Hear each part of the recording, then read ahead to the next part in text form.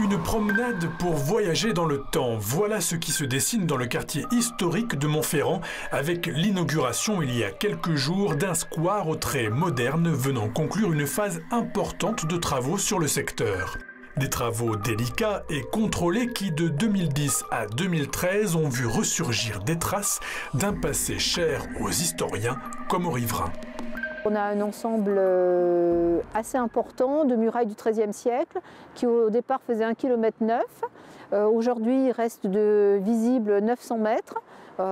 Et donc le front nord, qui est la partie qui a été travaillée, est la partie qui était la moins disparue.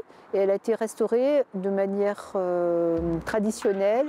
De manière traditionnelle, c'est-à-dire avec de la chaux et du basalte. Un choix qui ne doit rien au hasard. L'architecte, dans la préparation de son dossier, donc, avait fait tout un travail de recherche sur le type de construction du rempart. Il a été aidé en cela par des fouilles archéologiques. Et il y a eu un suivi de la part de l'INRAP,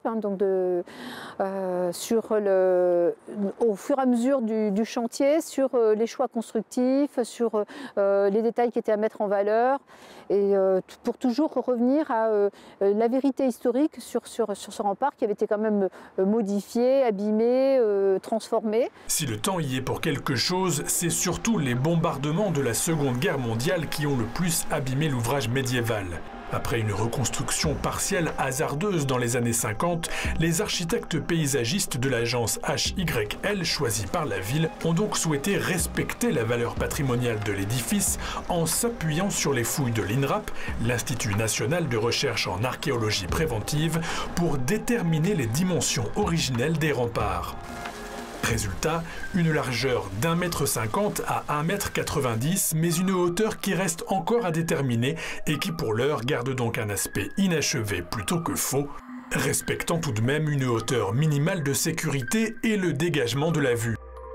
Naturellement, l'intégralité des remparts qui protégeaient la cité médiévale de Montferrand n'est pas accessible, mais tout ce qui peut l'être sera mis en valeur au fil des acquisitions de terrains privés par la ville dans ce projet de promenade des remparts qui comprendra à terme un ensemble de jardins publics accompagné d'un réaménagement de voiries faisant, comme ici, la part belle à la flânerie.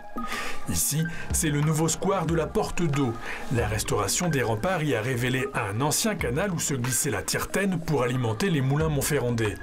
Aujourd'hui, l'eau est en circuit fermé pour des soucis de respect des ressources et les installations qui encadrent la fontaine Porte d'Eau sont résolument modernes.